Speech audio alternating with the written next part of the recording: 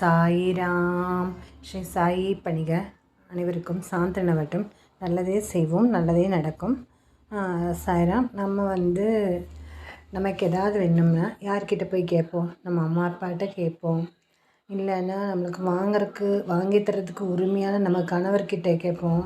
இல்லைன்னா கணவன் மனைவிக்கிட்ட கேட்பாங்க. இப்படித்தான் அது ஒவ்வொரு பொண்ணுக்கும் பார்த்திங்கன்னா அம்மா அப்பாட்ட மட்டும் கணவன்கிட்ட மட்டும்தான் கேட்க முடியும். வேறு யார்கிட்டையும் அவ்வளோ உரிமையாக கேட்க முடியாது. மகக்கிட்டையெல்லாம் கேட்கலாம், ஆனால் கேட்கறதுக்கு என்றைக்கும் வாய் வராது. அவங்களா கொடுத்தா வாங்கிப்பாங்க. அந்த மாதிரியான ஒரு சுச்சுவேஷன் தான். இப்போ பார்த்திங்கன்னா என்னென்னா, நம்மளுக்கு ஏதாவது வேணும்னா நம்ம யார்கிட்ட போய் கேட்போம்? சரி, அம்மா அப்பா இருக்காங்கன்னா கேட்கலாம். இல்லைன்னா யார்கிட்ட போய் கேட்குறது? ஏதோ ஒன்றுனாலும் இல்லைனாலும் யார்கிட்ட போய் கேட்குறது? நம்மக்கிட்ட தான் முதல்ல அப்படி இருந்தோம். ஆனால் நம்ம இப்போ யார்கிட்ட கேட்கணும்னா சாயப்பட்டு தான் கேட்கணும். அவரை தவிர்த்து வேறு யாருமே இல்லை. உங்களுக்கு உடல் ஆரோக்கியமாக வேணுமா? எதில் நீங்கள் ஆரோக்கிய குறைபாடு இருக்கோ அதை ஆரோக்கியமாக ஆக்கி கொடுங்கன்னு சொல்லிட்டு அவர்கிட்ட மனசார பிரார்த்தனை பண்ணுங்க. கண்டிப்பாக மாற்றி கொடுப்பாரு. சில கர்மாக்களை நம்ம அனுபவிக்க வேண்டியது இருக்கும். எல்லாமே டெஸ்ட் பண்ணி பார்த்துருப்போம், ஆனால் பார்த்தா ஒன்றுமே இருக்காது. ஆனாலும் சில விஷயங்கள் வந்துகிட்டே இருக்கும். அதை சொல்கிறேன் நான். அப்போ என்னடா இது வந்துக்கிட்டே இருக்குது, ஆனால் டெஸ்ட் பண்ணி பார்த்தா ஒன்றுமே இருக்க மாட்டேங்குது அப்படின்னு நினைப்போம். அதுதான் நம்மளோட கர்மாவோ என்னமோ தெரில. சரி, அதை அனுபவிப்போம் நாம். சரிங்களா? அதே மாதிரி கல்யாணம் ஆக வேண்டிய வயசில் இருக்க பெண்களுக்கெல்லாம் ஒரு நல்ல கணவன் வேணும் அப்படின்ட்டு பிரார்த்தனை செய்யுங்க. ஏன்னா எனக்கு எனக்கு எனக்கு வீட்டுக்காரர் வேணும், எனக்கு பொண்டாட்டி வேணும், எனக்கு புருஷன் வேணும்னு கேட்கறதுக்கு ஒரு மாதிரியாக இருக்கும்ல. ஆனால் ஒவ்வொரு மனிதனுக்கும் அந்தந்த காலகட்டத்தில் அந்த உறவு தேவைப்படுது. அதனால் இதை வெளியில் போய் பெற்ற அம்மா அப்பாட்ட கூட சொல்ல முடியாத சுச்சுவேஷனாக தான் இருக்கும். உங்களுக்கு என்ன வேணுமோ அது ஒரு வேளை அமையாத பட்சத்தில், அந்தந்த வயசில் அமையாத பட்சத்தில் கடவுள்கிட்ட ஒரு நல்ல துணையாக வேணும்னு சொல்லிட்டு கேளுங்க. நம்மளுக்குன்னு ஒரு துணை இருந்துச்சுன்னா கண்டிப்பாக வரும். சரிங்களா? அப்படி இல்லாத பட்சத்தில் நம்ம என்ன பண்ணணும்னா சாயப்பாவை தான் நம்மளுடைய அப்பாவாக நினச்சிட்டு துணையாக நினச்சிக்கிட்டு நம்ம காலத்தை ஓட்ட வேண்டியதான். ஏன்னா வேறு வழி இல்லை. எல்லாருமே நான் ஒன்று சொல்லிக்கிறேன். தகுந்த காலத்தில் எல்லாத்தையுமே செஞ்சுக்கோங்க. ஆணாகட்டும் பெண்ணாகட்டும் அந்தந்த வயசுக்குள்ளார எல்லாத்தையும் செஞ்சுக்கணும். இந்த காலத்துக்கு ஏற்ப முரண்பாடாகிட்டு பின்னாடி நான் செஞ்சுக்கிறேன் 30 வயசுக்கு மேலே தயவு செய்து ஒரு சிலருக்கு தான் அமையும். ஆனால் 30 வயசு வரைக்கும் கல்யாணன்ற விஷயத்தை தயவு செய்து தள்ளி போடாதீங்க. ஏன்னா இந்த உருவ மாற்றம் அப்பப்போ மாறிக்கிட்டே இருக்கும்.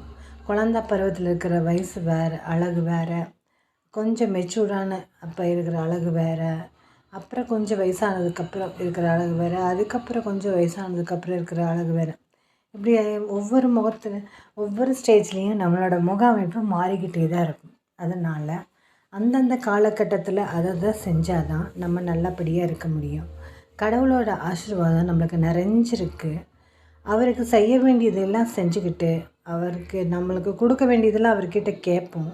அவர் நமக்கு நியாயமாகப்பட்டதை கண்டிப்பாக செய்வார். சரிங்களா? சரி, அதனால் எல்லோரும் அவங்க குடும்பமாக சந்தோஷமாக இருக்கிற மாதிரியான ஒரு சூழ்நிலையை கொடுங்க சாயப்பான்னு இந்த தருணத்தில் கேட்டுக்கிறேன்.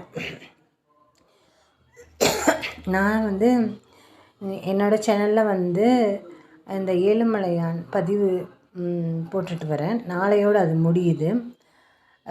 உங்களுக்கு யாருக்கெல்லாம் யாரெல்லாம் இதை கேட்குறீங்களோ உங்கள் வீட்லேயோ இல்லை யாராவது தெரிஞ்சவங்கக்கிட்டேயோ இல்லை உங்கள் ரிலேஷன்லேயோ யாருக்காவது கல்யாணம் ஆகணும்னு விருப்பம் இருந்துச்சுன்னா இதில் நேமை கொடுங்க.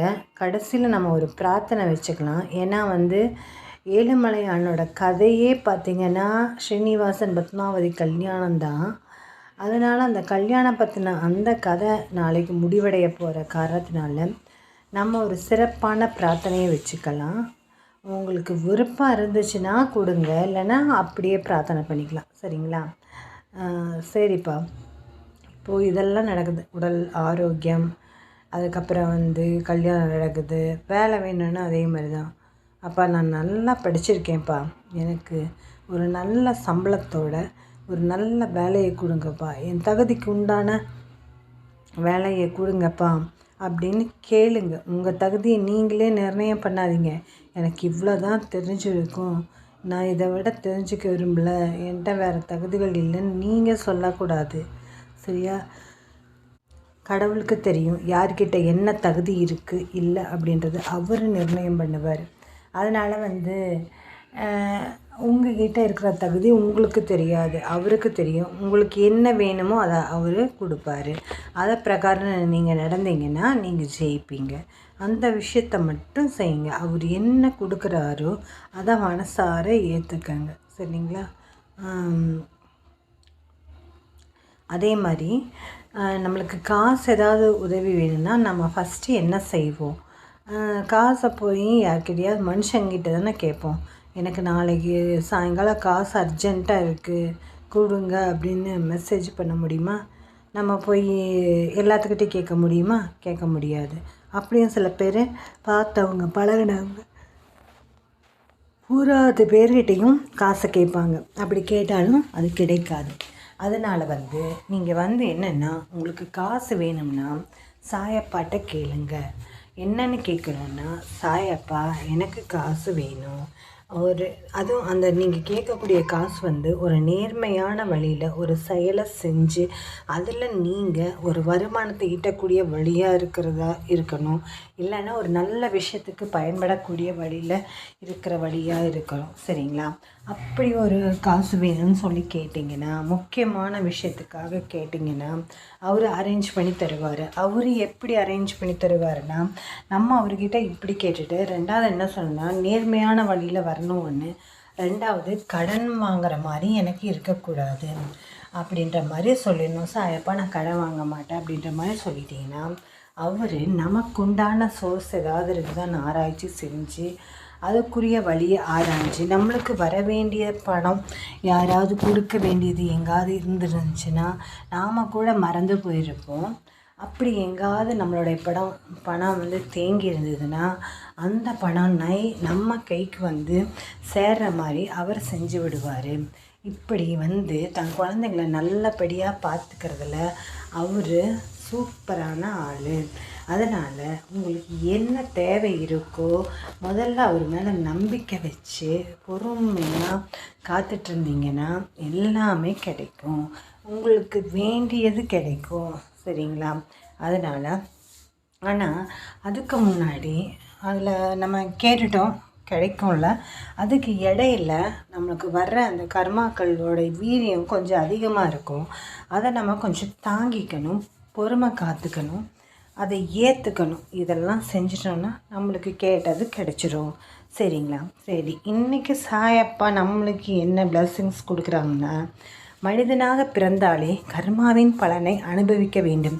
இந்த கர்மாவை மனதார ஏற்க வேண்டும். நீ செய்த கர்மா உன் மூலமாகவே நிவர்த்தி செய்ய வேண்டும். நான் என்னும் அகங்காரம், ஆணவம் உன்னை கர்மாவிலிருந்து விடுதலை தராது. நீ செய்கின்ற ஒவ்வொரு செயலையும் உன்னிப்பாக கவனிக்க வேண்டும். அதில் யார் மனமும் பாதிக்கப்படாமல் நல்லோர் இதயங்களில் பதிய வேண்டும். இல்லறவாசிகள் தங்கள் குடும்ப பாரத்தை ஏற்று நல்லறம் போதித்து தங்கள் கடமைகளை திறம்பட முடிக்க மனதை நற்சிந்தனையால் நிரப்ப வேண்டும். முன்னால் இருப்பவன் நல்லவனா கெட்டவனா என்று ஆராய்வதை விட நீ நல்லவனா கெட்டவனா என்று ஆராய்ந்து வா. அனைத்தும் அறிந்தவர் இவ்வுலகில் இல்லை. படிப்பு உன் தரத்தை உயர்த்தும். சத்திய தர்மம் உன்னை இறை தன்மைக்கு அழைத்துச் செல்லும். இறைவனை தேடி அலையாதே. இருக்கும் இடத்திலே அறிய முயற்சி செய். வாழும் வரை நீ எடுக்கும் முடிவு நிரந்தரம். அதில் சத்தியம் உணரட்டும். இன்றே இறைநாட்டம், இதுவே இறைநாட்டம். கோடி செல்வம் வந்தாலும் அது உன்னை விட்டு விலகினாலும் மனம் கலங்காதே. தாய், தந்தை, மகன், மகள், அண்ணன், தம்பி, மனைவி, கணவன், உற்றார், உறவினர், நண்பர்கள் எல்லாம் நீ வாழும் வரைதான். எதுவும் நிரந்தரம் இல்லை. இயற்கை உனக்கு கொடுத்ததை ஒரு நாள் பறித்து கொள்ளும். இயற்கை தாய்க்கு மரியாதை செலுத்து. உன் கடமை உணர்வை என்றும் மனப்பூர்வமான உண்மையுடன் அறிந்து செயல்படுத்தி வா.